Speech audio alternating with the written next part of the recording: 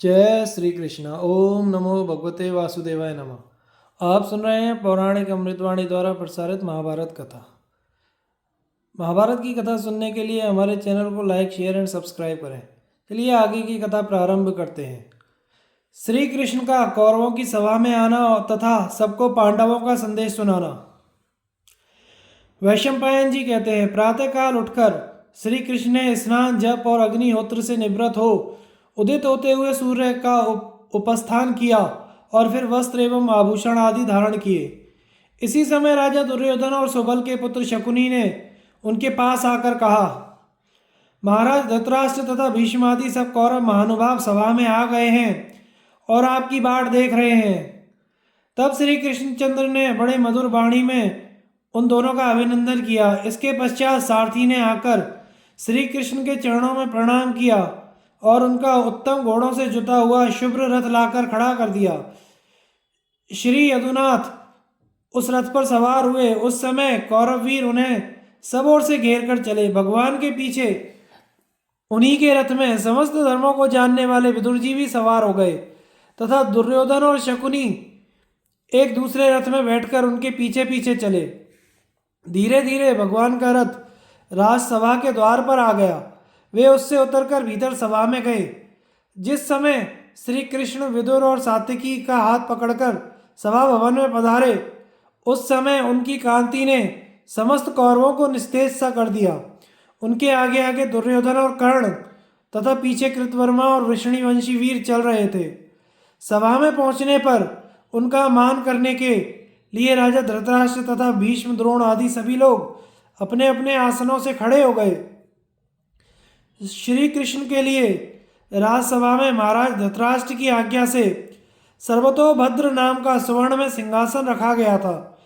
उस पर बैठकर श्री श्याम सुंदर मुस्कुराते हुए राजा धृतराष्ट्र भीष्म द्रोण तथा दूसरे राजाओं से बातचीत करने लगे तथा समस्त कौरव और राजाओं ने सभा में पधारे हुए श्री कृष्ण का पूजन किया।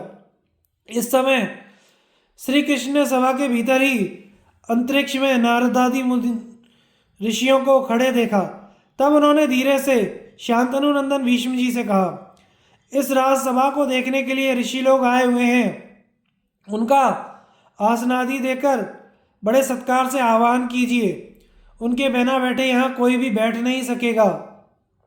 इन शुद्धचित्त मुनियों की शीघ्र ही पूजा कीजिए। इतने में ही मुनियों को सभा के द्वार पर आया देखकर भीष्म जी ने बड़ी शीघ्रता से सेवकों को आसन लाने की आज्ञा दी। वे तुरंत ही बहुत से आसन ले आए। जब ऋषियों ने आसनों पर बैठकर अर्घ्य आदि ग्रहण कर लिया तो श्री कृष्ण तथा अन्य सब राजा भी अपने अपने आसनों पर बैठ गए। महामती विदुर जी श्री कृष्ण के सिंहासन से लगे हुए एक मणिमय आसन पर, जिस पर श्वेत मृग चर्म बिछा हुआ था, बैठे। राजाओं को श्री कृष्ण का बहुत दिनों पर दर्शन हुआ था, अतः जैसे ही अमृत पीते पीते कभी तृप्ति नहीं होती, उसी प्रकार उन्हें देखते देखते वे अघाते नहीं थे। उस सभा में सभी का मन श्री कृष्ण में लगा हुआ था, इसलिए किसी के मुख से कोई बात नहीं निकलती थी। जब सभा में सब राजा मौन होकर बैठ गए तो श्री कृष्ण ने महाराज धृतराष्ट्र की ओर देखते हुए गंभीर वाणी में कहा, राजन, मेरा यहाँ आने का उद्देश्य यह है कि क्षत्रिय वीरों का संहार हुए बिना ही कौरव और पांडवों की संधि हो जाए। इस समय राजाओं में कुरुवंश ही सबसे श्रेष्ठ माना जाता है। इसमें शास्त्र और सदाचार का सम्यक आदर है तथा और भी अनेकों शुभ गुण हैं।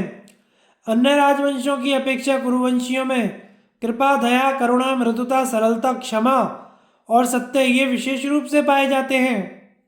इस प्रकार के गुणों से गौरवान्वित इस वंश में आपके कारण यदि कोई अनुचित बात हो तो यह उचित नहीं है। यदि कौरवों में गुप्त या प्रकट रूप से कोई असत व्यवहार होता है तो उसे रोकना तो आपका ही काम है।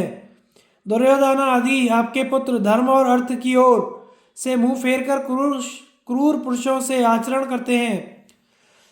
अपने खास भाइयों के साथ इनका अशिष्ट पुरुषों सा आचरण है तथा चित्त पर लोभ का भूत सवार हो जाने से इन्होंने धर्म की मर्यादा को एकदम छोड़ दिया है। ये सब बातें आपको मालूम ही है। यह भयंकर आपत्ति इस समय कौरवों पर ही आई है। यदि इसकी उपेक्षा की गई तो यह सारी पृथ्वी को चौपट कर देगी। यदि आप अपने कुल को नाश से बचाना चाहें तो अब भी इसका निवारण किया जा सकता है। मेरे विचार से इन दोनों पक्षों में संधि होनी बहुत कठिन नहीं है। इस समय अब शांति कराना आपके और मेरे ही हाथ में है। आप अपने पुत्रों को मर्यादा में रखिए और मैं पांडवों को नियम में रखूंगा। आपके पुत्रों को अपने बाल बच्चों सहित आपकी आज्ञा में रहना चाहिए। यदि ये आपकी आज्ञा में रहेंगे तो इनका बड़ा भारी हित हो सकता है। महाराज, आप पांडवों की रक्षा में रहकर धर्म और अर्थ का अनुष्ठान कीजिए। आपको ऐसे रक्षक प्रयत्न करने पर भी नहीं मिल सकते। भरतश्रेष्ठ, जिनके अंदर भीष्म, द्रोण, कृप, कर्ण, विवंशिति, अश्वत्थामा, विकर्ण, सोमदत्त, बालीक, युधिष्ठिर, भीमसेन, अर्जुन, नकुल, सहदेव, सात्यकी और युयुत्सु जैसे वीर हों, उनसे युद्ध करने की किस बुद्धिहीन की हिम्मत हो सकती है। कौरव और पांडवों के मिल जाने से आप समस्त लोगों का आधिपत्य प्राप्त करेंगे तथा शत्रु आपका कुछ भी न बिगाड़ सकेंगे। तथा जो राजा आपके समकक्ष या आपसे बड़े हैं वे भी आपके साथ संधि कर लेंगे। ऐसा होने से आप पुत्र, पौत्र, पिता, भाई आदि सुहृदों से सब प्रकार से सुरक्षित रहकर सुख से जीवन व्यतीत कर सकेंगे। यदि आप पांडवों को ही आगे रखकर इनका पूर्ववत आदर करेंगे तो इस सारी पृथ्वी का आनंद भोग सकेंगे। महाराज, युद्ध करने में तो मुझे बड़ा भारी संघार दिखाई दे रहा है। इस प्रकार दोनों पक्षों का नाश कराने में आपको क्या धर्म दिखाई देता है? अतः आप इस लोक की रक्षा कीजिए। ऐसा कीजिए जिसमें आपकी प्रजा का नाश ना हो। यदि आप सत्वगुण को धारण कर लेंगे तो सबकी रक्षा ठीक हो जाएगी। महाराज, पांडवों ने आपको प्रणाम कहा है और आपकी प्रसन्नता चाहते हुए यह प्रार्थना की है कि हमने अपने साथियों सहित आपकी आज्ञा से ही इतने दिनों तक दुख भोगा है। हम 12 वर्ष तक वन में रहे और फिर 13वां वर्ष जन समूह में अज्ञात रूप से रहकर बिताया है। वनवास की शर्त होने के समय हमारा यही निश्चय था कि जब हम लौटेंगे तो आप हमारे ऊपर पिता की तरह रहेंगे। हमने उस शर्त का पूरी तरह पालन किया है, इसलिए अब आप भी जैसा ठहरा था वैसा ही बर्ताव कीजिए। हमें अब अपने राज्य का भाग मिल जाना चाहिए। आप धर्म और अर्थ का स्वरूप जानते हैं, इसलिए आपको हमारी रक्षा करनी चाहिए। गुरु के प्रति शिष्य का जैसा गौरवयुक्त व्यवहार होना चाहिए, आपके साथ हमारा वैसा ही बर्ताव है। इसलिए आप भी हमारे प्रति गुरु का सा आचरण कीजिए। हम लोग यदि मार्ग भ्रष्ट हो रहे हैं तो आप हमें ठीक रास्ते पर लाइए और स्वयं भी सन्मार्ग पर स्थित होइए। इसके सिवा आपके उन पुत्रों ने इन सभासदों से भी कहलाया है कि जहाँ धर्मज्ञ सभासद हों वहाँ कोई अनुचित बात नहीं होनी चाहिए। यदि सभासदों को देखते हुए अधर्म से धर्म का और असत्य का नाश हो तो उनका भी नाश हो जाता है। इस समय पांडव लोग धर्म पर दृष्टि लगाए चुपचाप बैठे हैं। उन्होंने धर्म के अनुसार सत्य और न्याययुक्त बात ही कही है। राजन, आप पांडवों को राज्य दे दीजिए। इसके सिवा आपसे और क्या कहा जा सकता है? इस सभा में जो राजा लोग बैठे हैं उन्हें कोई और बात कहनी हो तो कहें। यदि धर्म और अर्थ का विचार करके मैं सच्ची बात कहूँ तो यही कहना होगा कि इन क्षत्रियों को आप मृत्यु के फंदे से छुड़ा दीजिए। भरतश्रेष्ठ, शांति धारण कीजिए, क्रोध के वश में मत होइए और पांडवों को उनका यथोचित पैतृक राज्य दे दीजिए। ऐसा करके आप अपने पुत्रों सहित आनंद भोगिए। राजन, इस समय आपने अर्थ को अनर्थ और अनर्थ को अर्थ मान रखा है। आपके पुत्रों पर लोभ ने अधिकार जमा रखा है। आप उन्हें जरा काबू में रखिए। पांडव तो आपकी सेवा के लिए भी तैयार हैं और युद्ध करने के लिए भी तैयार हैं। इन दोनों में आपको जो बात अधिक हितकर जान पड़े उसी पर डट जाइए। परशुराम जी और महर्षि कर्ण का संधि के लिए अनुरोध तथा दुर्योधन की उपेक्षा।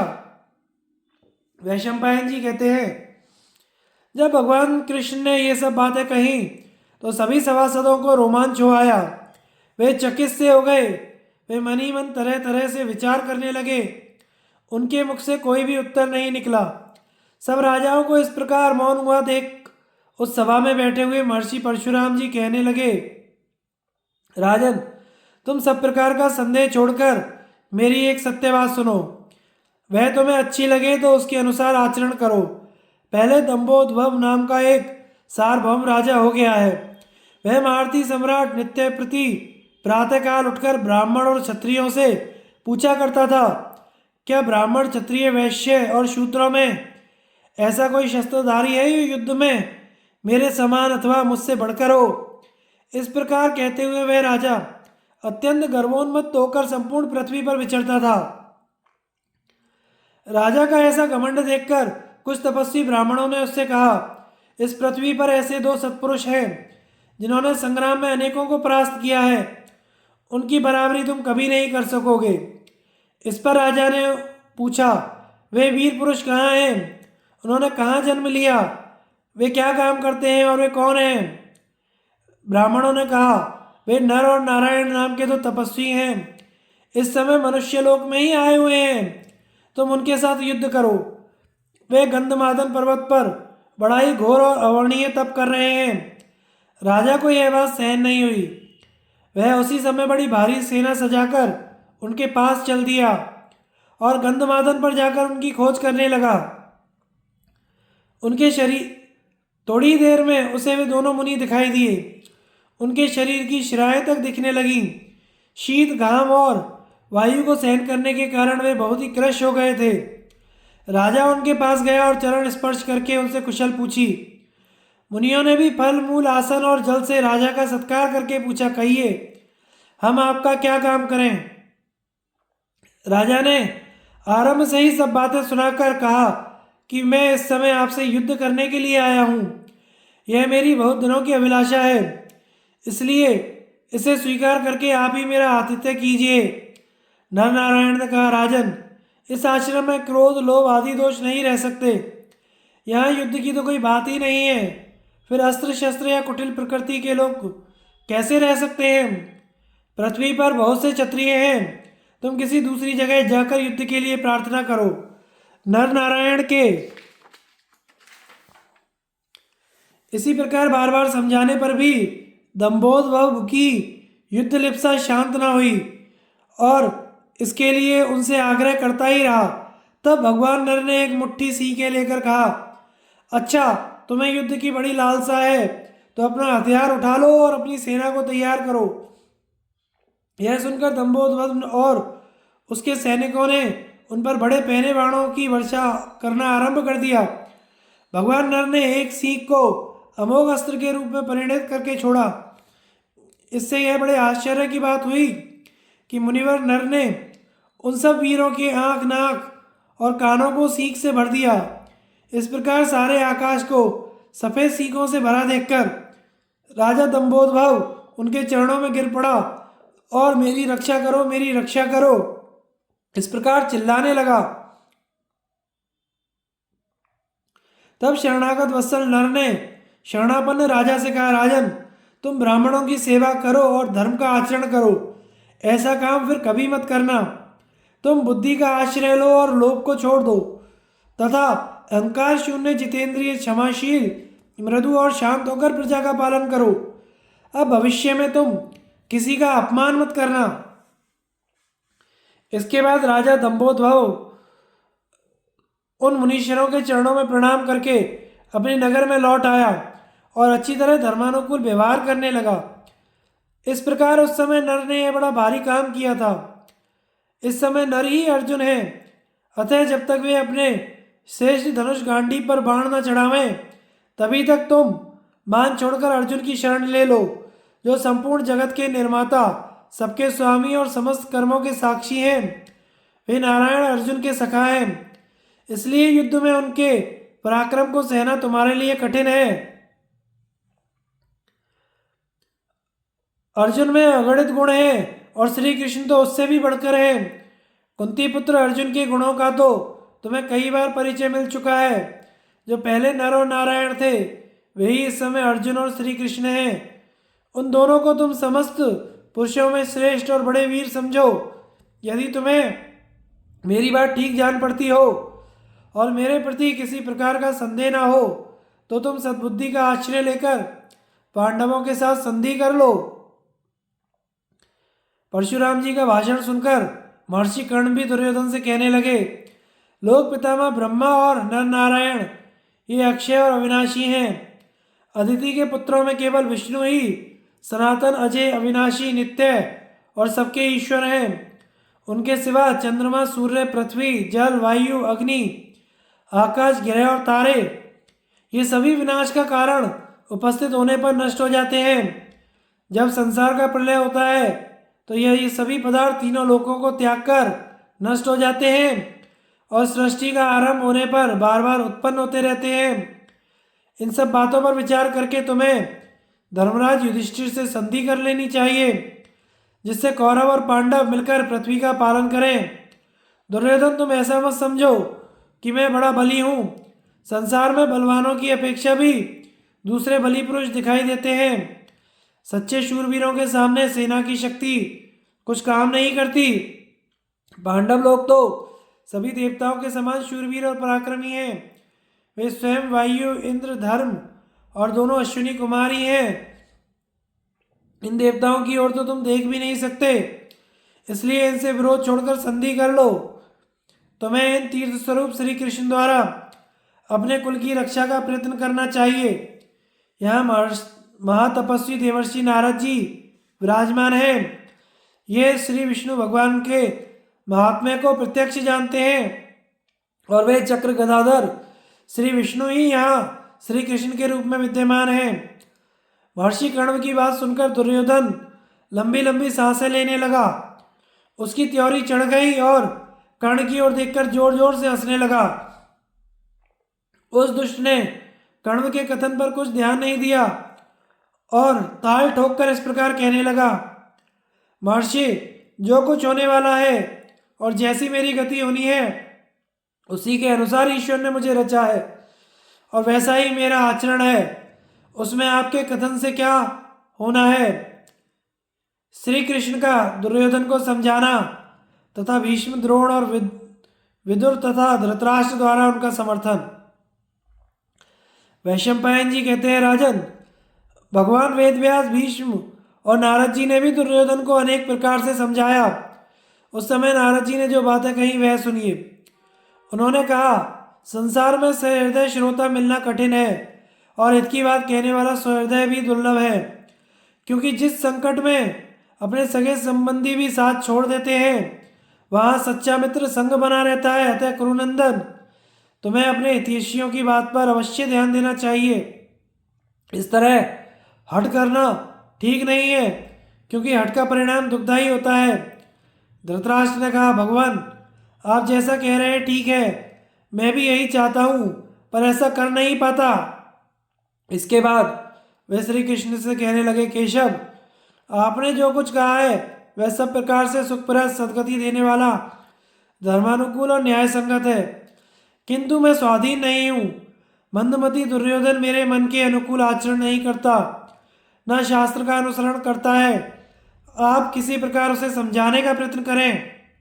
वह गांधारी बुद्धिमान विदुर जी तथा भीष्म आदि जो हमारे अन्य हितैषी हैं उनकी शुभ शिक्षा पर भी कुछ ध्यान नहीं देता। अब स्वयं आप ही इस पाप बुद्धि क्रूर और दुरात्मा दुर्योधन को समझाइए। यदि इसने आपकी बात मान ली तो आपके हाथ से अपने सुहृदों का यह बड़ा भारी काम हो जाएगा। तब सब प्रकार के धर्म और अर्थ के रहस्य को जानने वाले श्री कृष्ण मधुर वाणी में दुर्योधन से कहने लगे, कुरुनंदन मेरी बात सुनो, इससे तुम्हें और तुम्हारे परिवार को बड़ा सुख मिलेगा। तुमने बड़ा ही बुद्धिमानों के कुल में जन्म लिया है, इसलिए तुम्हें यह शुभ काम कर डालना चाहिए। तुम जो कुछ करना चाहते हो वैसा काम तो वे लोग करते हैं जो नीच कुल में पैदा हुए हैं तथा दुष्ट चित्त क्रूर निर्लज्ज हैं। इस विषय में तुम्हारा जो हठ है वह बड़ा ही भयंकर अधर्म रूप और प्राणों का प्यासा है। उससे अनिष्ट ही होगा, उसका कोई प्रयोजन भी नहीं है और ना ही वह सफल हो सकता है। इस अनर्थ को त्याग देने पर ही तुम अपने भाई तथा सेवक और मित्रों का हित कर सकोगे तुम जो अधर्म और ऐश की प्राप्ति कराने वाला काम करना चाहते हो उससे छूट जाओ।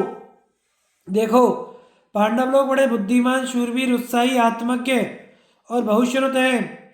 तुम उनके साथ संधि कर लो, इसी में तुम्हारा हित है।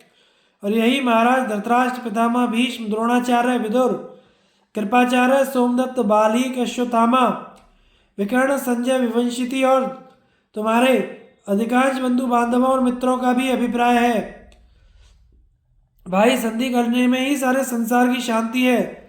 तुम में लज्जा, शास्त्र ज्ञान, अक्रूरता आदि गुण हैं। अतः तुम्हें अपने माता पिता की आज्ञा में ही रहना चाहिए। पिता जो कुछ शिक्षा देते हैं उसे लोग हितकारी मानते हैं। जब मनुष्य बड़ी भारी विपत्ति में पड़ जाता है तब उसे अपने पिता की सीख ही याद आती है। तुम्हारे पिताजी को पांडवों से संधि करना अच्छा मालूम होता है, अतः तुम्हें और तुम्हारे मंत्रियों को भी यह प्रस्ताव अच्छा लगना चाहिए। जो पुरुष मोहवश हित की बात नहीं मानता उस दीर्घ सूत्री का कोई काम पूरा नहीं होता और कोरा पश्चाताप ही उसके पल्ले पड़ता है। किंतु जो हित की बात सुनकर अपने मत को पहले छोड़ उसी का आचरण करता है वह संसार में सुख और समृद्धि प्राप्त करता है। जो पुरुष अपने मुख्य सलाहकारों को छोड़कर नीच प्रकृति के पुरुषों का संग करता है वह बड़ी भारी विपत्ति में पड़ जाता है, फिर उसे उससे निकलने का रास्ता नहीं मिलता। तात, तुमने जन्म से ही अपने भाइयों के साथ कपट का व्यवहार किया है, तो भी यशस्वी पांडवों ने तुम्हारे प्रति सद्भाव ही रखा है। तुम्हें भी उनके प्रति वैसा ही बर्ताव करना चाहिए। वे तुम्हारे खास भाई ही हैं, उन पर तुम्हें रोष नहीं रखना चाहिए। श्रेष्ठ पुरुष ऐसा काम करते हैं जो अर्थ, धर्म और काम की प्राप्ति कराने वाला हो। यदि उससे इन तीनों की सिद्धि होने की संभावना नहीं होती तो वे धर्म और अर्थ की को ही सिद्ध करने का प्रयत्न करते हैं। अर्थ, धर्म और काम ये तीनों अलग अलग हैं। बुद्धिमान पुरुष इनमें से धर्म के अनुकूल रहते हैं, मध्यम पुरुष अर्थ को प्रधान मानते हैं और मूर्ख कलह के हेतु बहुत काम के गुलाम बने रहते हैं। किंतु जो पुरुष इंद्रियों के वशीभूत होकर लोभवश धर्म को छोड़ देता है वह दूषित उपायों से अर्थ और काम प्राप्ति की वासना में फंसकर नष्ट हो जाता है। अतः जो मनुष्य अर्थ और काम के लिए उत्सुक हो उसे पहले धर्म का ही आचरण करना चाहिए। विद्वान लोग धर्म को ही त्रिवर्ग की प्राप्ति का एकमात्र कारण बताते हैं। जो पुरुष अपने साथ सद्व्यवहार करने वाले लोगों से दुर्व्यवहार करता है वह कुल्हाड़ी से वन के समान आप ही अपनी जड़ काटता है। मनुष्य को चाहिए कि जिसे नीचा दिखाने की इच्छा ना हो उसकी बुद्धि को लोभ से भ्रष्ट ना करे।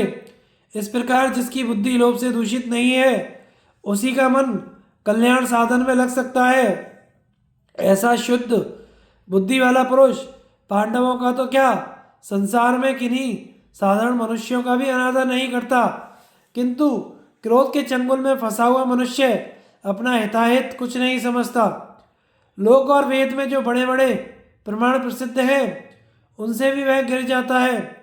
अतः दुर्जनों की अपेक्षा यदि तुम पांडवों का संग करोगे तो तुम्हारा कल्याण ही होगा। तुम जो पांडवों की ओर मुंह मोड़कर किसी दूसरे के भरोसे अपनी रक्षा करना चाहते हो तथा दुशासन, कर्ण और शकुनी के हाथ में अपना ऐश्वर्य सौंपकर पृथ्वी को जीतने की आशा रखते हो, सो याद रखो ये तुम्हें ज्ञान, धर्म और अर्थ की प्राप्ति नहीं करा सकते। पांडवों के सामने इनका कुछ भी पराक्रम नहीं चल सकता। तुम्हें साथ रखकर भी ये सब राजा पांडवों की टक्कर नहीं झेल सकते।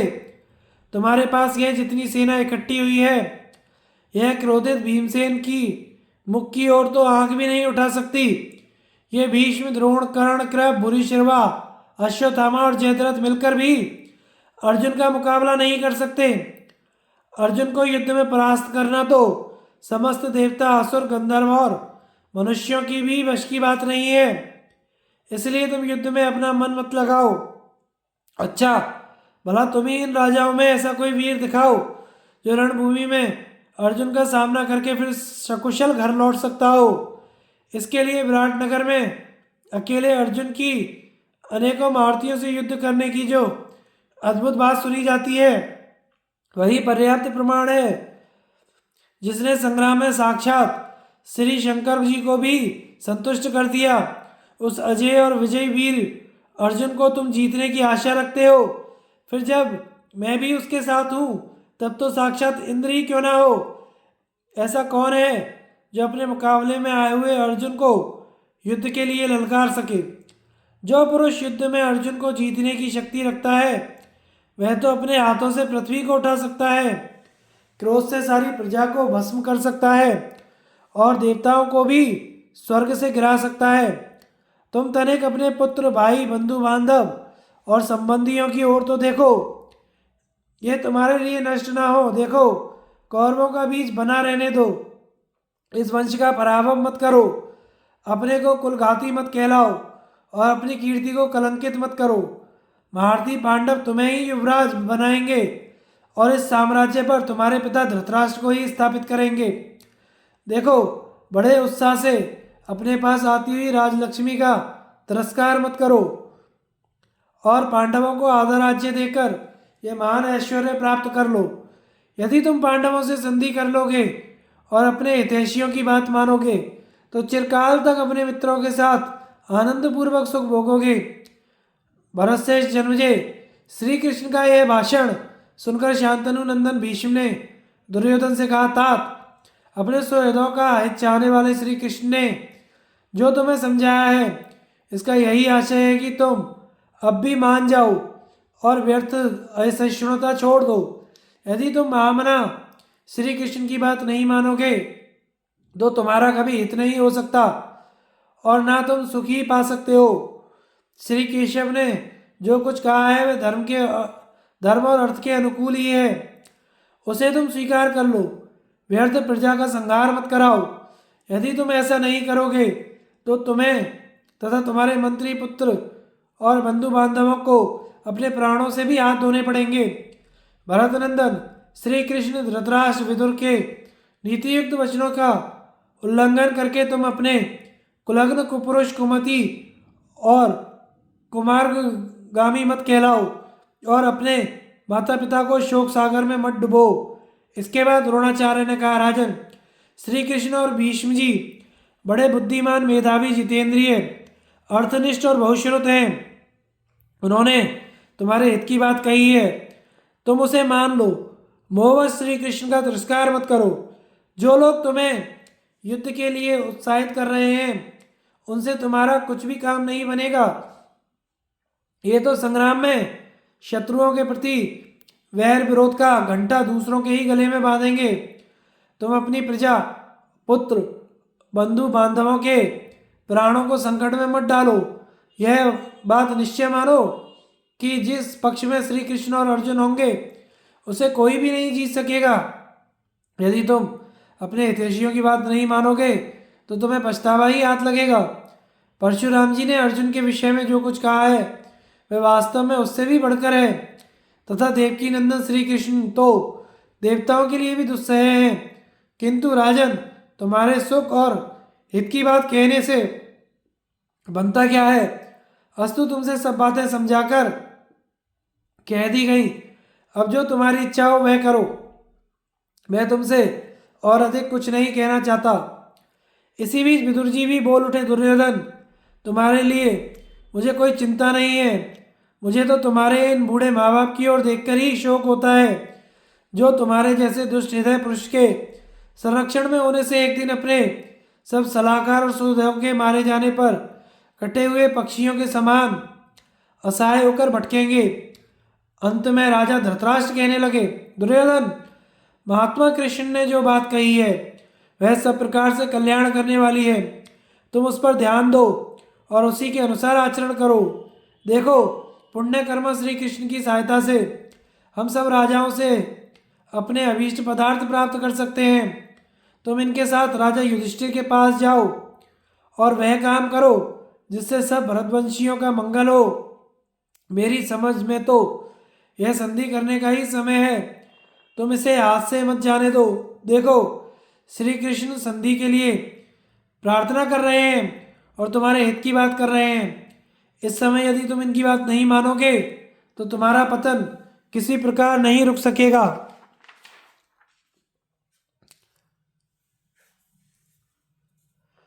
दुर्योधन और श्री कृष्ण का विवाद, दुर्योधन का सभा त्याग और धृतराष्ट्र का गांधारी को बुलाना और उसका दुर्योधन को समझाना। वैशंपायन जी कहते हैं, राजन, ये अप्रिय बातें सुनकर राजा दुर्योधन ने श्री कृष्ण से कहा, केशव, आपको अच्छी तरह सोच समझकर बोलना चाहिए। आप तो पांडवों के प्रेम की दुहाई देकर उल्टी सीधी बातें कहते हुए विशेष रूप से मुझे ही दोषी ठहरा रहे हैं।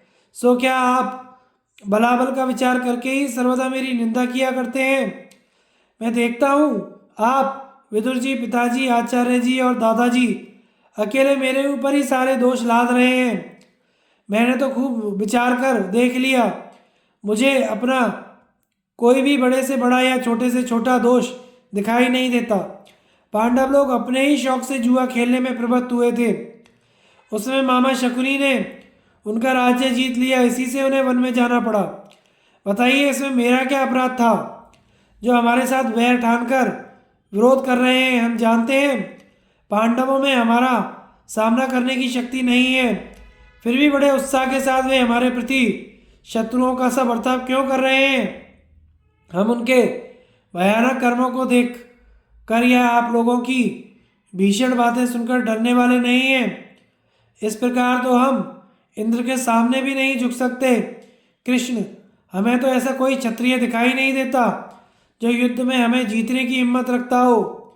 भीष्म, द्रोण, कृप और कर्ण को तो देवता लोग भी युद्ध में नहीं जीत सकते। पांडवों की तो बात ही क्या है। फिर स्वधर्म का पालन करते हुए हम यदि युद्ध में कामी आ गए तो स्वर्ग प्राप्त करेंगे। यह तो क्षत्रियों का प्रधान धर्म है। इस प्रकार यदि हमें युद्ध में वीर गति प्राप्त हुई तो कोई पछतावा नहीं होगा, क्योंकि उद्योग करना ही पुरुष का धर्म है। ऐसा करते हुए मनुष्य चाहे नष्ट भले ही हो जाए, किंतु उसे झुकना नहीं चाहिए। मुझ जैसे वीर पुरुष तो धर्म रक्षा के लिए केवल ब्राह्मणों को नमस्कार करता है और किसी को तो कुछ नहीं समझता। यही क्षत्रिय का धर्म है, यही मेरा मत है। पिताजी मुझे पहले जो राज्य भाग दे चुके हैं उसे मेरे जीवित रहते कोई नहीं ले सकता। मेरी बाल्यावस्था में अज्ञान या भय के कारण ही पांडवों को राज्य मिल गया था, अब वह उन्हें फिर नहीं मिल सकता। केशव, जब तक मैं जीवित हूँ तब तक तो पांडवों को इतनी भूमि भी नहीं दे सकता जितनी एक बारीक सुई की नोक से छिद सकती है। दुर्योधन की ये बातें सुनकर श्री कृष्ण की त्योरी चढ़ गई। फिर उन्होंने कुछ देर विचार कर कहा, दुर्योधन, यदि तुम्हें वीर शैया की इच्छा है तो कुछ दिन अपने मंत्रियों से धैर्य धारण करो, तुम्हें अवश्य वही मिलेगी और तुम्हारी यह कामना पूर्ण होगी। पर याद रखो, बड़ा भारी जनसंहार होगा और तुम जो ऐसा मानते हो कि पांडवों के साथ मेरा कोई दुर्व्यवहार नहीं हुआ, इस विषय में यहाँ जो राजा लोग उपस्थित हैं वे ही विचार करें। देखो, पांडवों के वैभव से जल भुनकर तुमने और शकुनी ने ही तो जुआ खेलने की खोटी सलाह की थी। जुआ तो भले ही आदमियों की बुद्धि को भ्रष्ट करने वाला है ही। जो दुष्ट पुरुष इसमें प्रवृत्त होते हैं उनमें कलह और क्लेश की वृत्ति होती है। और तुमने द्रौपदी को सभा में बुलाकर खुल्लम खुल्ला जैसी अनुचित बातें कही थी और अपनी भाभी के साथ ऐसा कुचाल क्या कोई भी कर सकता है? अपने सदाचारी, अलोलोप, सर्वदा धर्म का आचरण करने वाले भाइयों के साथ कौन भला आदमी ऐसा दुर्व्यवहार कर सकता है? उस समय कर्ण, दुशासन और तुमने क्रूर और नीच पुरुषों के समान अनेकों कटु शब्द कहे थे। तुमने वारणावत में बालक पांडवों को उनकी माता के सहित फूंक डालने का बड़ा भारी यत्न किया था। उस समय पांडवों को बहुत सा समय अपनी माता के सहित छिपे छिपे एक चक्रा नगरी में रहकर बिताना पड़ा था। इसके सिवा विष देने आदि अनेकों उपायों से तुम पांडवों को मारने का यत्न करते रहे हो, परंतु तुम्हारा कोई उद्योग सफल नहीं हुआ। इस प्रकार पांडवों के प्रति तुम्हारी सर्वदा खोटी बुद्धि और कपट में आचरण रहा है, फिर यह कैसे कहा जा सकता है कि महात्मा पांडवों के प्रति तुम्हारा कोई अपराध नहीं है? यदि तुम पांडवों को उनका पैतृक भाग नहीं दोगे तो पापात्मन, याद रखो तुम्हें ऐश्वर्य से भ्रष्ट होकर उनके हाथ से मरकर वह देना पड़ेगा। तुमने कुटिल पुरुषों के समान पांडवों के साथ अनेकों ना करने योग्य काम किए हैं और आज भी तुम्हारी उल्टी ही चाल दिखाई दे रही है। तुम्हारे माता पिता, पितामह, आचार्य और विदुर जी बार बार कह रहे हैं कि तुम संधि कर लो, फिर भी तुम संधि करने को तैयार नहीं हो। अपने हितैषियों की बात ना मानकर तुम कभी सुख नहीं पा सकते। तुम जो काम करना चाहते हो वह तो अधर्म और अपयश का ही कारण है। जिस समय भगवान श्री कृष्ण ये सब बातें कह रहे थे उस समय बीच में ही दुशासन दुर्योधन से इस प्रकार कहने लगा, राजन, यदि आप अपनी इच्छा से पांडवों के साथ संधि नहीं करेंगे तो मालूम होता है कि ये भीष्म, द्रोण और हमारे पिताजी आपको, मुझे और कर्ण को बांधकर पांडवों के हाथ में सौंप देंगे। भाई की यह बात सुनकर दुर्योधन का क्रोध और भी बढ़ गया। वह सांप की तरह फुफकार मारता हुआ विदुर, धृतराष्ट्र, बाली, कृप, सोमदत्त, भीष्म, द्रोण और श्री कृष्ण इन सभी का तिरस्कार करके वहां से चलने को तैयार हो गया। उसे जाते देख उसके भाई, मंत्री और सब लोग भी सभा को छोड़कर चल दिए। तब पितामह भीष्म ने कहा, राजकुमार दुर्योधन बड़ा दुष्टचित्त है। यह दूषित उपायों का ही आश्रय लेता है। इसे राज्य का झूठा अभिमान है तथा क्रोध और लोभ ने इसे दबा रखा है। श्री कृष्ण, मैं तो समझता हूँ इन सब क्षत्रियों का काल आ गया है। इसी से अपने मंत्रियों के सहित ये सब दुर्योधन का अनुसरण कर रहे हैं। भीष्म की ये बातें सुनकर श्री कृष्ण ने कहा, कौरवों में जो वयोवृद्ध हैं उन सभी की यह बड़ी भूल है कि वे ऐश्वर्य के मद से उन्मत्त दुर्योधन को बलात् कैद नहीं कर लेते। इस विषय में मुझे स्पष्टतया हित की जान पड़ती है वह मैं आपसे साफ साफ कह देता हूँ। आपको यदि वह अनुकूल और रुचिकर जान पड़े तो कीजिए। देखिए, भोजराज उग्रसेन का पुत्र कंस बड़ा ही दुराचारी दुर्बुद्धि था। उसने पिता के जीवित रहते ही उनका राज्य छीन लिया। अंत में उसे प्राणों से हाथ धोना पड़ा। अतः आप लोग भी दुर्योधन, कर्ण, शकुनी और दुशासन इन चारों को बांधकर पांडवों को सौंप दीजिए। कुल की रक्षा के लिए एक पुरुष को, ग्राम की रक्षा के लिए कुल को, देश की रक्षा के लिए ग्राम को और अपनी रक्षा के लिए सारी पृथ्वी को त्याग देना चाहिए। इसलिए आप लोग भी दुर्योधन को कैद करके पांडवों से संधि कर लीजिए। आपके कारण इन सब क्षत्रियों का नाश तो ना होगा। श्री कृष्ण की यह बात सुनकर धृतराष्ट्र ने विदुर से कहा, भैया, तुम परम बुद्धिमती गांधारी के पास जाओ और उसे यहाँ ले लाओ। मैं उसके साथ दुरात्मा दुर्योधन को समझाऊंगा। तब विदुर जी दीर्घदर्शिनी गांधारी को सभा में ले आए। उससे धृतराष्ट्र ने कहा, गांधारी, तुम्हारा यह दुष्ट पुत्र मेरी बात नहीं मानता। इसने अशिष्ट पुरुषों के समान सब मर्यादा छोड़ रखी है। देखो, वह हितैषियों की बात ना मानकर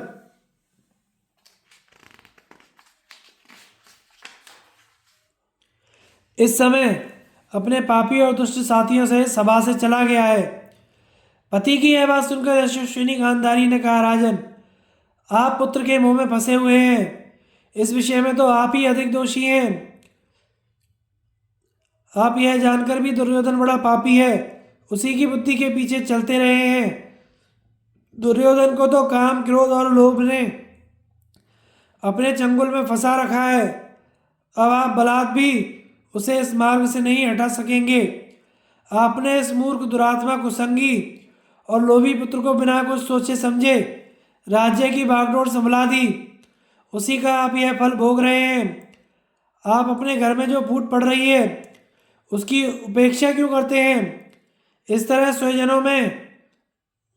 स्वजनों के फूटने पर तो शत्रु लोग आप पर ही हंसेंगे। देखिए, यदि साम या वेद से ही विपत्ति टल सकती है तो कोई भी बुद्धिमान स्वजनों के दंड का प्रयोग क्यों करेगा।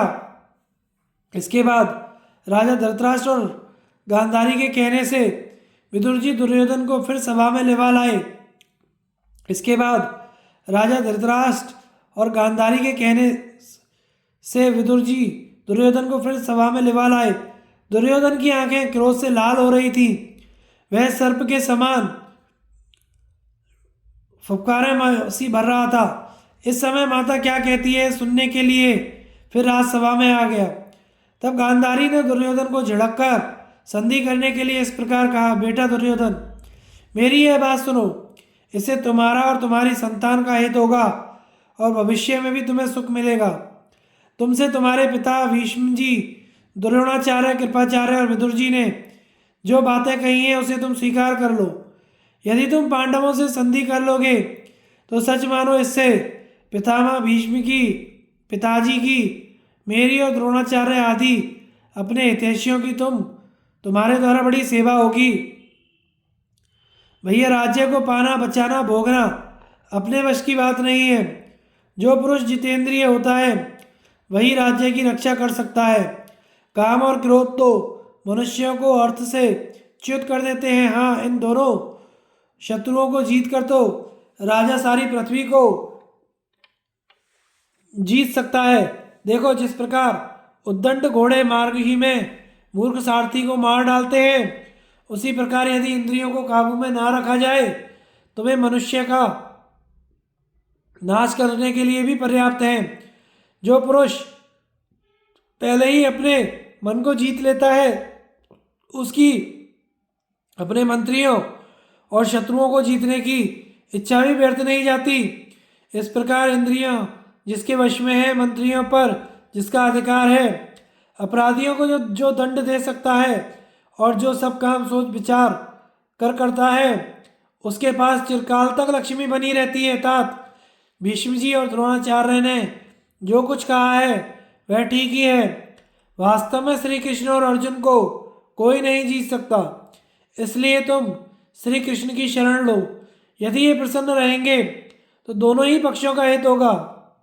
भैया, युद्ध करने में कल्याण नहीं है, उसमें धर्म और अर्थ ही नहीं है तो सुख कहाँ से होगा।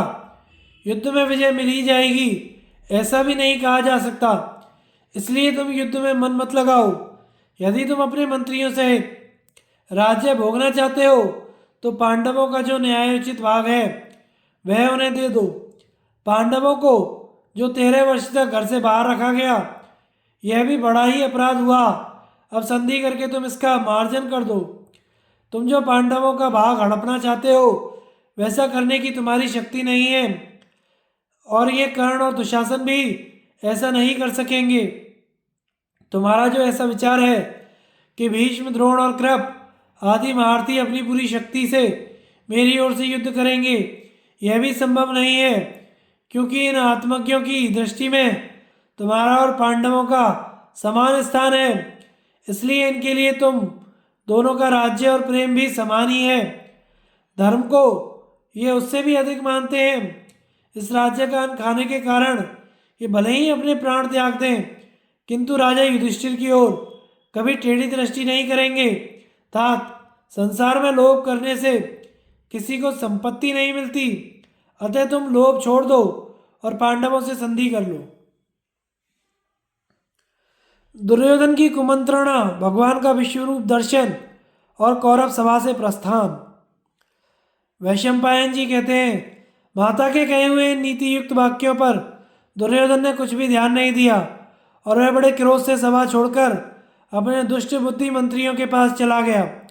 फिर दुर्योधन, कर्ण, शकुनी और दुशासन इन चारों ने मिलकर यह सलाह की कि देखो, यह कृष्ण राजा धृतराष्ट्र और भीष्म के साथ मिलकर हमें कैद करना चाहता है, तो पहले हम ही लोग इसे बलात् कैद कर लें। कृष्ण को कैद हुआ जान पांडवों का सारा उत्साह ठंडा पड़ जाएगा और वे किंकर्तव्य विमूढ़ हो जाएंगे। सात्यकी इशारे से ही दूसरों के मन की बात जान लेते थे। वे तुरंत ही उनका भाव ताड़ गए और सभा से बाहर आकर कृतवर्मा से बोले, शीघ्र ही सेना सजाओ और जब तक मैं इनके कुविचार की श्री कृष्ण को सूचना दूं तुम स्वयं कवच धारण करके सेना को व्यूह रचना की रीति से खड़ी करके सभा भवन के द्वार पर आ जाओ। फिर सिंह जैसे गुफा में जाता है, उसी प्रकार सभा में जाकर उन्होंने श्री कृष्ण से उनका यह वह को विचार कह दिया। फिर वे मुस्कुराकर राजा धृतराष्ट्र और विदुर से कहने लगे, सत्पुरुषों की दृष्टि में दूत को कैद करना धर्म, अर्थ और काम के सर्वथा विरुद्ध है, किंतु ये मूर्ख वही करने का विचार कर रहा है। इनका यह मनोरथ किसी प्रकार पूरा नहीं हो सकता। ये बड़े ही क्षुद्र हृदय हैं। इन्हें नहीं सूझता कि श्री कृष्ण को कैद करना वैसा ही है जैसे कोई बालक जलती हुई आग को कपड़े में लपेटना चाहे। सात्विकी की बात सुनकर दीर्घदर्शी विदुर जी ने धृतराष्ट्र से कहा, राजन, मालूम होता है आपके सभी पुत्रों को मौत ने घेर रखा है। इसी से वे ना करने योग्य और अपयश की प्राप्ति कराने वाले काम करने पर कमर कसे हुए हैं। देखिए ना, ये लोग आपस में मिलकर बलात् इन कमल नयन श्री कृष्ण का तिरस्कार करके इन्हें कैद करने का विचार कर रहे हैं, किंतु ये नहीं जानते कि आग के पास जाते ही जैसे पतंगे नष्ट हो जाते हैं, उसी तरह श्री कृष्ण के पास पहुंचते ही इनका खोज मिट जाएगा। इसके बाद श्री कृष्ण ने धृतराष्ट्र से कहा, राजन, यदि ये क्रोध में भरकर मुझे कैद करने का साहस कर रहे हैं तो आप जरा आज्ञा दे दीजिए, फिर देखें ये मुझे कैद करते हैं या मैं इन्हें बांध लेता हूँ। अच्छा, यदि मैं इसी समय इन्हें और इनके अनुयायियों को बांधकर पांडवों को सौंप दूं तो मेरा यह काम अनुचित तो नहीं होगा। राजन, मैं आपके सब पुत्रों को आज्ञा देता हूँ, दुर्योधन की जैसी इच्छा है वैसा कर देखें। इस पर महाराज धृतराष्ट्र ने विदुर से कहा,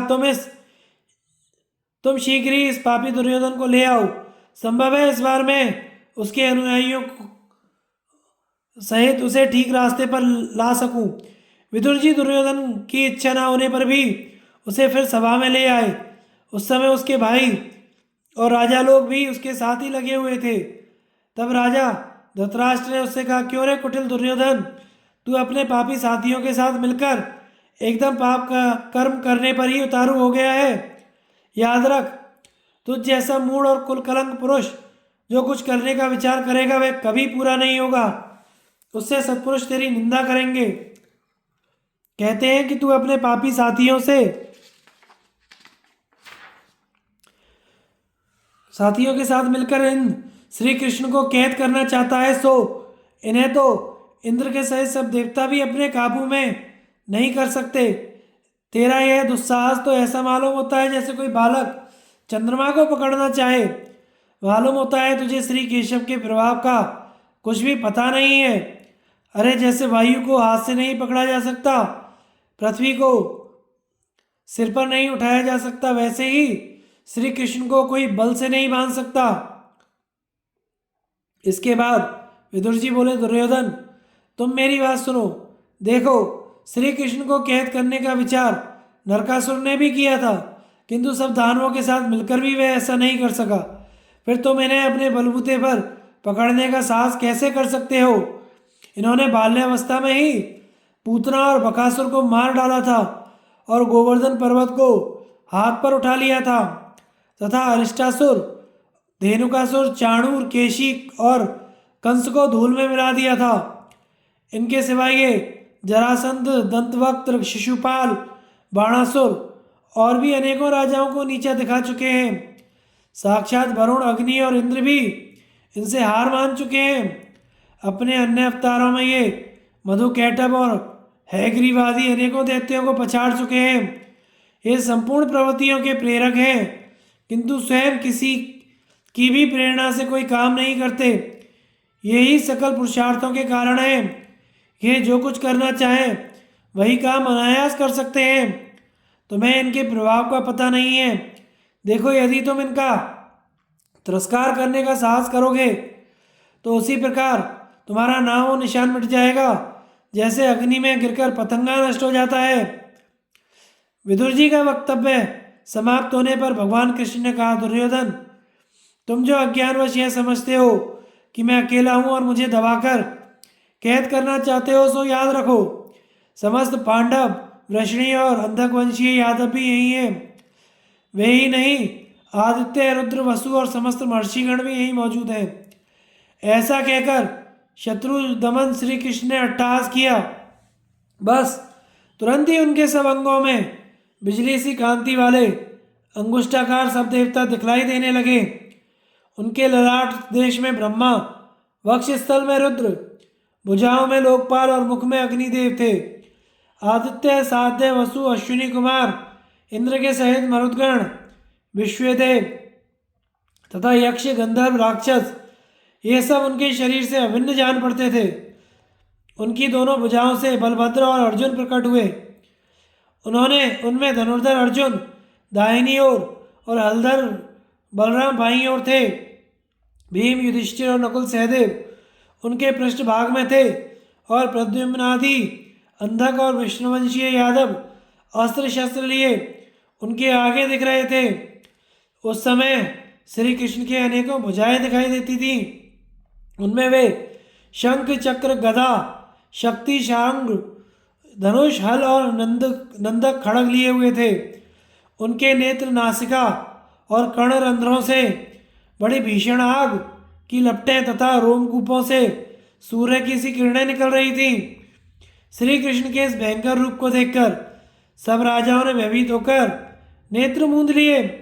केवल द्रोणाचार्य, भीष्म, विदुर, संजय ऋषि लोग ही उसका दर्शन कर सके, क्योंकि भगवान ने उन्हें दिव्य दृष्टि दे दी थी। सभा भवन में भगवान का यह अद्भुत कृत्य देखकर देवताओं की दुंदुभियों का शब्द होने लगा। आकाश से पुष्पों की झड़ी लग गई तथा राजा धृतराष्ट्र ने कहा, कमल नयन, सारे संसार के हितकर्ता आप ही हैं, अतः आप हम पर कृपा कीजिए। मेरी प्रार्थना है कि इस समय मुझे दिव्य नेत्र प्राप्त हो। मैं केवल आप ही के दर्शन करना चाहता हूँ, फिर किसी दूसरे को देखने की मेरी इच्छा नहीं है। इस पर भगवान श्री कृष्ण ने कहा, कुरुनंदन, तुम्हारे अदृश्य रूप से 2 नेत्र हो जाएं। जब सभा में बैठे हुए राजा ऋषियों ने देखा महाराज धृतराष्ट्र को नेत्र प्राप्त हो गए हैं, तो उन्हें बड़ा ही आश्चर्य हुआ और वे श्री कृष्ण की स्तुति करने लगे।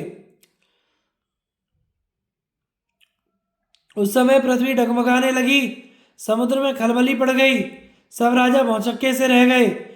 फिर भगवान ने उस स्वरूप को अपनी दिव्य, अद्भुत और चित्र विचित्र माया को समेट लिया। इसके पश्चात वे ऋषियों से आज्ञा ले सात्यकी और कृतवर्मा के साथ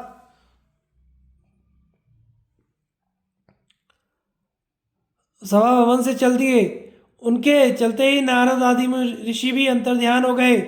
श्री कृष्ण को जाते देख राजाओं के सहित सब कौरव भी उनके पीछे पीछे चलने लगे, किंतु श्री कृष्ण ने उन राजाओं की ओर कुछ भी ध्यान नहीं दिया। इतने में ही दारुक उनका दिव्य रथ सजाकर ले आया। भगवान रथ पर सवार हुए, उनके साथ ही महारथी कृतवर्मा भी चढ़ता दिखाई दिया। इसी प्रकार जब वे जाने लगे तो महाराज धृतराष्ट्र ने कहा, जनार्दन, पुत्रों पर मेरा बल कितना काम करता है ये आपने प्रत्यक्ष ही देख लिया। मैं तो चाहता हूं कि किसी प्रकार कौरव और पांडवों का मेल हो जाए, इसके लिए प्रयत्न भी करता हूं, किंतु अब मेरी दशा देखकर आप मुझ पर संदेह ना करें। इस पर भगवान कृष्ण ने राजा धृतराष्ट्र, द्रोणाचार्य, भीष्म, विदुर, कृपाचार्य और बालीक से कहा, इस समय कौरवों की सभा में जो कुछ हुआ वह आपने प्रत्यक्ष देख लिया तथा यह बात भी आप सबके सामने ही है कि मंदबुद्धि दुर्योधन किस प्रकार फुनक कर चला गया। महाराज धृतराष्ट्र भी इस विषय में अपने को असमर्थ बता रहे हैं। अतः अब मैं आप सबसे आज्ञा चाहता हूँ और राजा युधिष्ठिर के पास जाता हूँ।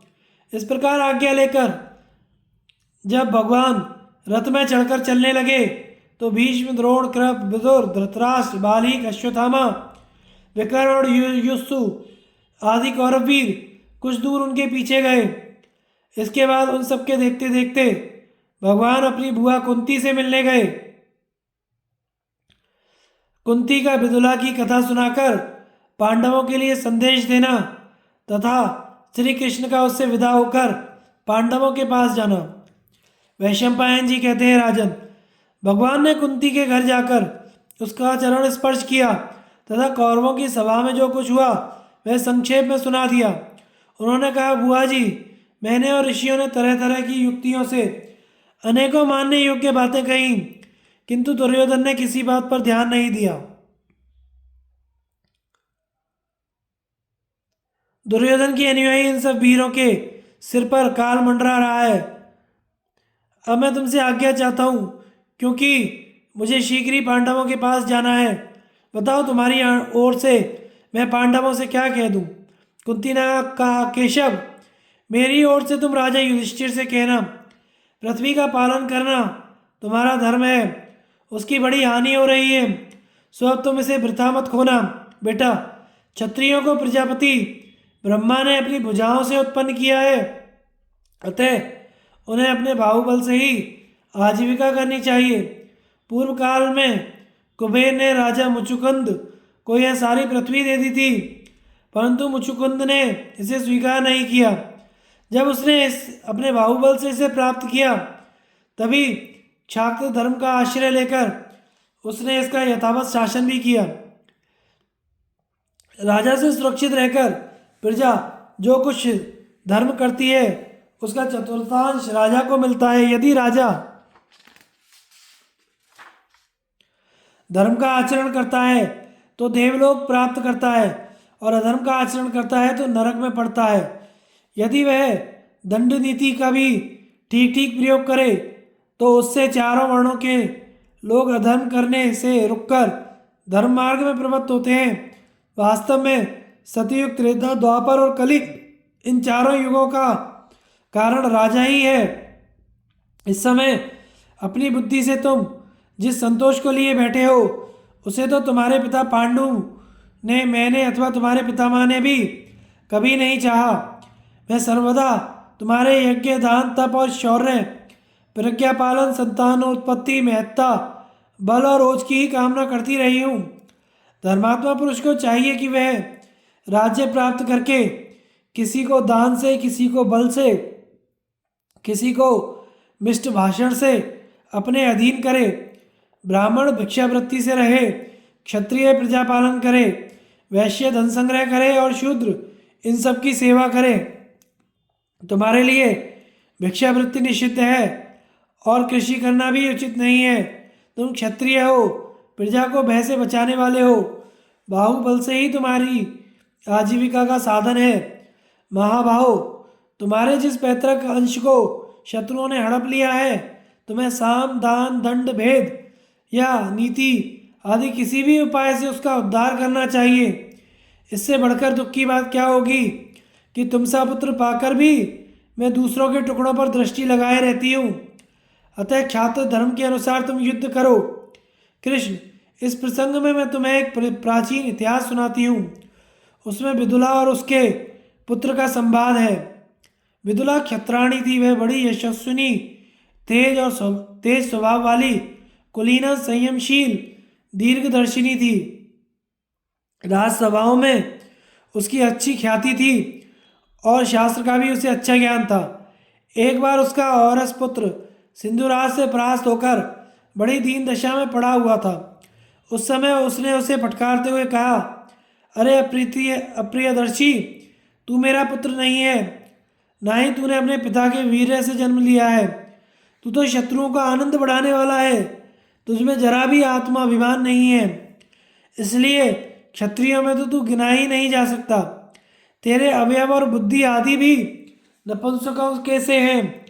अरे, प्राण रहते तू निराश हो गया। यदि तू कल्याण चाहता है तो युद्ध का भार उठा। तू अपने आत्मा का निरादर ना कर और अपने मन को स्वस्थ करके भय को त्याग दे। कायर, खड़ा हो जा, हार खाकर पड़ा मत रहे। इस प्रकार तो तू अपना मान खोकर शत्रुओं को आनंदित कर रहा है। इससे तेरे सूर्यदेव का शोक बढ़ रहा है। देख, प्राण जाने की नौबत आ जाए तो भी पराक्रम नहीं छोड़ना चाहिए। जैसे बाज निशंक होकर आकाश में उड़ता रहता है, वैसे ही तू रणभूमि में निर्भय विचर। इस समय तो तू इस प्रकार पड़ा है जैसे कोई बिजली का मारा हुआ मुर्दा हो। बस तू खड़ा हो जा, शत्रुओं से हार खाकर पड़ा मत रहे। तू साम दान दंड भेद रूप मध्यम अधम और नीच उपायों का आश्रय मत ले। दंड ही सर्वश्रेष्ठ है, उसी का आश्रय लेकर शत्रुओं के सामने डटकर गर्जना कर। वीर पुरुष रणभूमि में जाकर उच्च कोटि का मानवोचित पराक्रम दिखाकर अपने धर्म से उर्ऋण होता है। वह अपनी निंदा नहीं करता। विद्वान पुरुष फल मिले या न मिले इसके लिए चिंता नहीं करता। वह तो निरंतर पुरुषार्थ साध्य कर्म करता रहता है। उसे अपने लिए धन की इच्छा नहीं होती। तू या तो अपने पुरुषार्थ बढ़ाकर जय लाभ कर, नहीं तो वीर गति को प्राप्त हो। इस प्रकार धर्म को पीठ दिखाकर किस लिए जी रहा है? अरे नपुंसक, अरे नपुंसक, इस तरह तो तेरे इष्टपूर्त आदि कर्म सुयश सभी मिट्टी में मिल गए हैं। तेरे भोग का साधन जो राज्य था वह भी नष्ट हो गया है। फिर तू किस लिए जी रहा है? दान तप सत्य विद्या और धन संग्रह का प्रसंग चलने पर जिस पुरुष का सुयश नहीं गाया जाता वह तो अपनी माता की विष्ठा ही है। सच्चा मर्द तो वही है जो अपनी विद्या तप ऐश्वर्य और पराक्रम से दूसरे लोगों को दंग कर देता है। तुझे भिक्षावृत्ति की ओर नहीं ताकना चाहिए। वह तो अकीर्तिकारिणी दुखदायिनी और कायरों की काम की है। अरे संजय, मालूम होता है पुत्र रूप से मैंने कलयुग को ही जन्म दिया है। तुझमें जरा भी स्वाभिमान उत्साह या पुरुषार्थ नहीं है। तुझे देखकर शत्रुओं को ही सुख होता है। कोई भी कामिनी ऐसे कुपुत्र को उत्पन्न ना करे जो अपने हृदय को लोहे के समान करके राज्य धनादि की खोज करता है और शत्रुओं के सामने डटा रहता है। वही पुरुष है जो स्त्रियों की तरह किसी प्रकार अपना पेट पाल लेता है। उसे पुरुष कहना ही व्यर्थ है। यदि शूरवीर तेजस्वी बलि और सिंह के समान पराक्रम करने वाला राजा वीर गति पा जाता है तो भी उसके राज्य की प्रजा को प्रसन्नता ही होती है। जिस प्रकार सभी प्राणियों की जीविका मेघ के अधीन है उसी प्रकार ब्राह्मण लोग तथा तेरे सुहृदय की जीविका तुझ पर निर्भर होनी चाहिए। जा किसी पर्वतीय किले में जाकर रहे और शत्रु के ऊपर आपातकाल आने की प्रतीक्षा कर। वह अजर अमर तो नहीं है बेटा, तेरा नाम तो संजय है, किंतु मुझे तुझमें ऐसा कोई गुण दिखाई नहीं देता। तू संग्राम में जय प्राप्त करके अपने नाम को सार्थक कर। जब तू बालक था उस समय एक भूत भविष्य को जानने वाले बुद्धिमान ब्राह्मण ने तुझे देखकर कहा था, एक बार बड़ी भारी विपत्ति में पड़कर फिर उन्नति करेगा। उस बात को याद करके मुझे तेरे विजय की पूरी आशा है। इसी से मैं तुझसे कह रही हूँ और फिर बराबर कहती रहूँगी।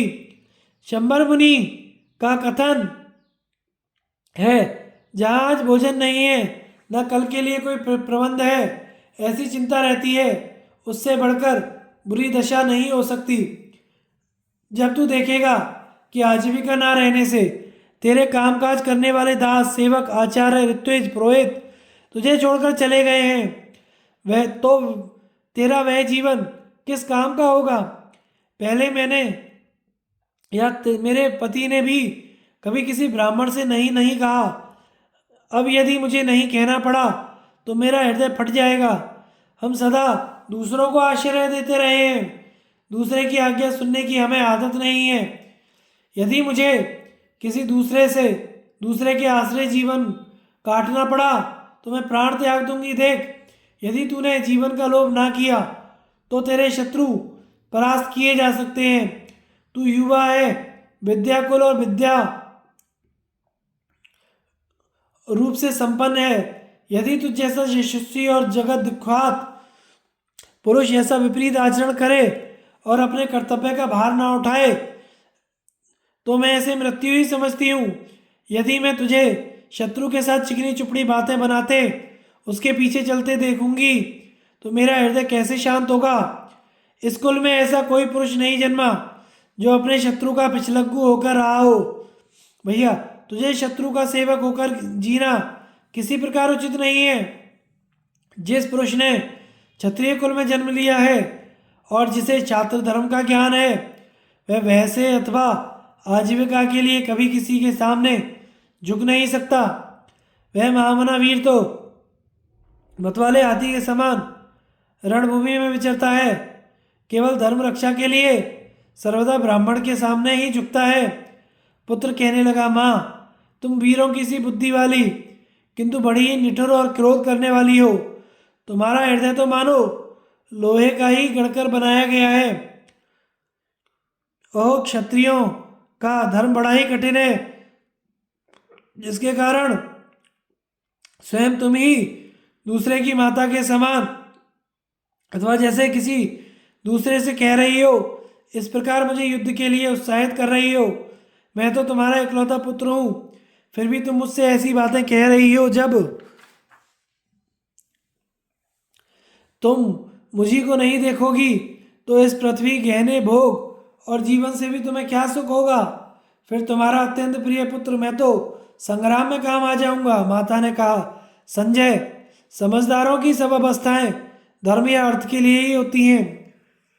उन पर दृष्टि रखकर ही मैं तुझे युद्ध के लिए उत्साहित कर रही हूँ। यह तेरे लिए कोई दर्शनीय कर्म करके दिखाने का समय आया है। इस अवसर पर यदि तूने कुछ पराक्रम ना दिखाया तथा अपने शरीर या शत्रु के प्रति कड़ाई से काम न लिया तो तेरा तिरस्कार होगा। इस तरह जब तेरे अपयश का अवसर सिर पर नाच रहा है, उस समय यदि मैं तुझसे कुछ ना कहूँ तो लोग मेरे प्रेम को गधी सा कहेंगे तथा उसे सामर्थ्यहीन और निष्कारण बताएंगे। अतः तू सत्पुरुषों से निंदित अथवा मूर्खों से सेवित मार्ग छोड़ दे। जिसका आश्रय प्रजा ने ले रखा है वह तो बड़ी भारी अविद्या ही है। मुझे तो तू तभी प्रिय लगेगा जब तेरा आचरण सत्पुरुषों के योग्य होगा।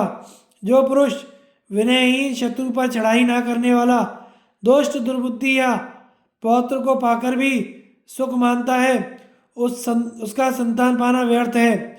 जो अपना कर्तव्य कर्म नहीं करते बल्कि निंदनीय कर्म का आचरण करते हैं, उन अधम पुरुषों को तो न इस लोक में सुख मिलता है न परलोक में। प्रजापति ने क्षत्रियों को युद्ध करने और विजय प्राप्त करने के लिए ही रचा है। युद्ध में जय या मृत्यु प्राप्त करने से क्षत्रिय इंद्रलोक प्राप्त कर लेता है।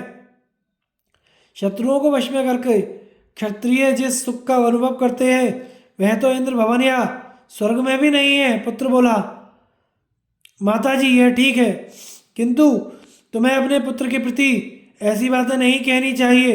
उस पर जड़ और मूकवत होकर तुम्हें दया दृष्टि ही रखनी चाहिए। माता ने कहा, बेटा जिस प्रकार तू मुझे मेरा कर्तव्य बता रहा है उसी प्रकार मैं तुझे तेरा कर्तव्य सुझा रही हूँ। जब तू सिंधु देश के सभी योद्धाओं का संहार कर डालेगा तभी मैं तेरी प्रशंसा करूँगी। मैं तो तेरी कठिनता से प्राप्त होने वाली विजय ही देखना चाहती हूँ। पुत्र ने कहा, माता जी मेरे पास ना तो खजाना है ना ही कोई सहायक, फिर मेरी जय कैसे होगी। इस विकट परिस्थिति का विचार करके मैं तो स्वयं ही राज्य की आशा छोड़ बैठा हूँ, ठीक वैसे ही जैसे पापी पुरुष स्वर्ग प्राप्ति की आशा नहीं रखता।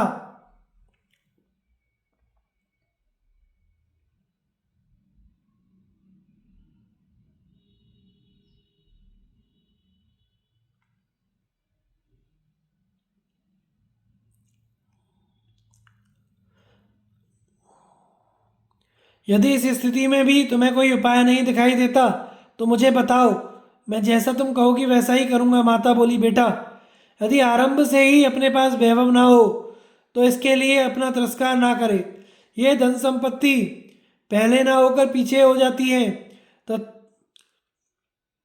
तथा होकर भी नष्ट हो जाती है। अतः डावश किसी भी प्रकार अर्थ संग्रह की ही नादानी नहीं करनी चाहिए। उसके लिए तो बुद्धिमान पुरुष को धर्मानुसार ही प्रयत्न करना चाहिए। कर्मों के फल के साथ तो सदा ही अनित्य लगी हुई है, कभी उनका फल मिलता है और कभी नहीं मिलता। तो भी मतिमान पुरुष कर्म ही किया करते हैं, जो कर्म नहीं करते उन्हें तो कभी फल नहीं मिलता।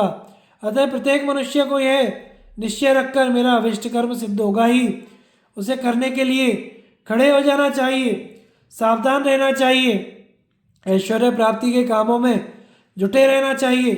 कर्म प्रवृत्ति में होते समय पुरुष को मांगलिक कर्म करने चाहिए तथा ब्राह्मण और देवताओं का पूजन करना चाहिए। ऐसा करने से राजा की उन्नति होती है। जो लोग लोभी शत्रु के द्वारा दलित और अपमानित तथा उससे डाह करने वाले हैं, उन्हें तू अपने पक्ष में कर ले। ऐसा करने से तू अपने बहुत से शत्रुओं का नाश कर सकेगा। उन्हें पहले ही वेतन दे, रोज सवेरे ही उठ, सबके साथ प्रिय भाषण कर। ऐसा करने से वे अवश्य तेरा प्रिय करेंगे।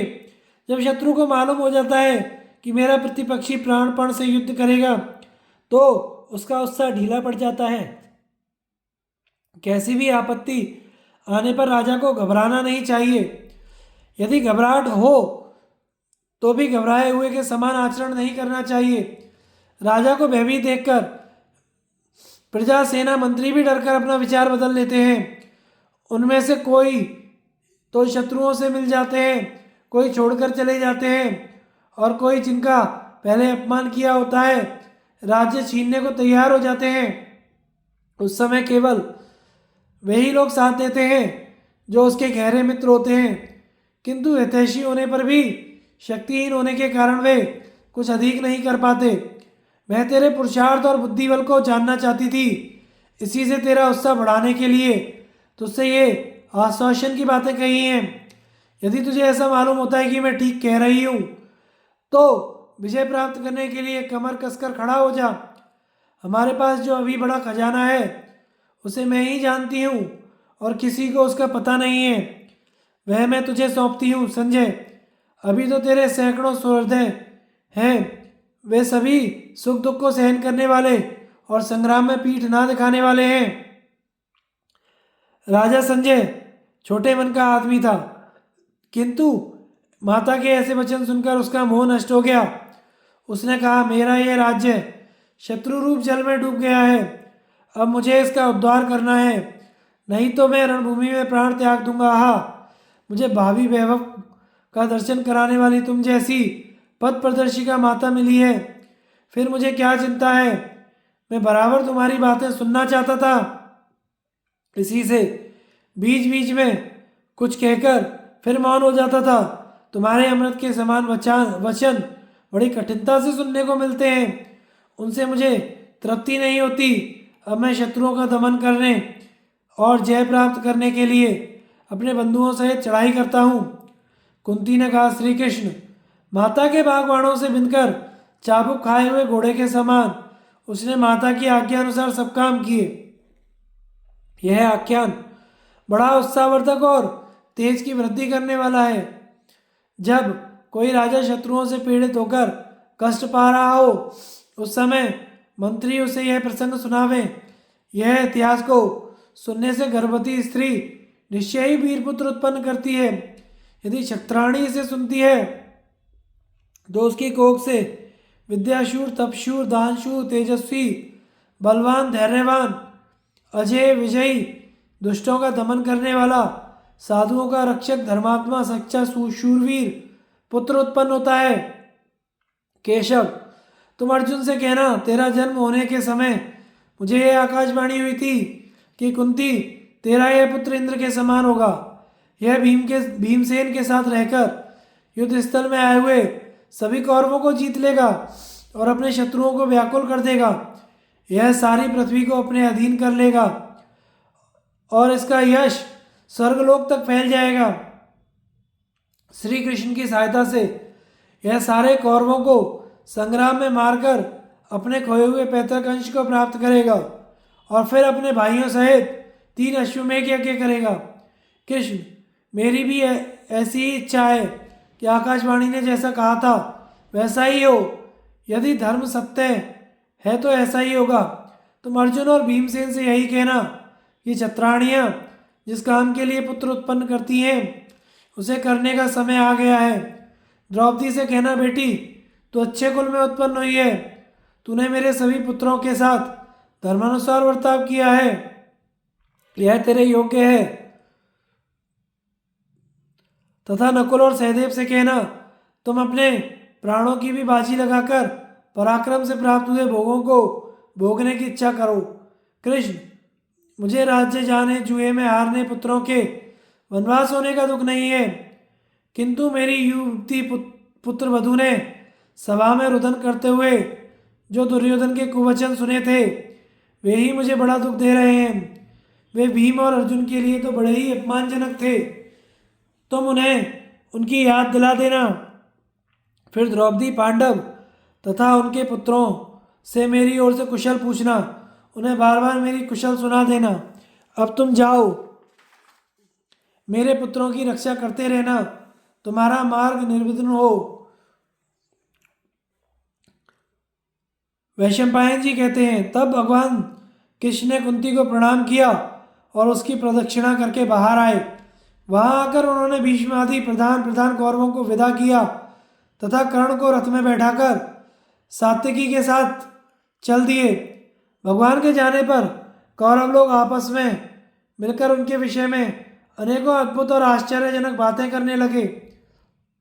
नगर से बाहर आकर श्री कृष्ण ने कर्ण के साथ कुछ गुप्त बातें की और फिर उसे विदा करके घोड़े हाँक दिए। वे इतनी तेजी से चले कि उस लंबे मार्ग की बात में तय करके उपलब्ध में पहुंच गए। धन्यवाद। आगे की कथा हम अगले भाग में प्रसारित करेंगे। हमारे चैनल को लाइक, शेयर एंड सब्सक्राइब करें।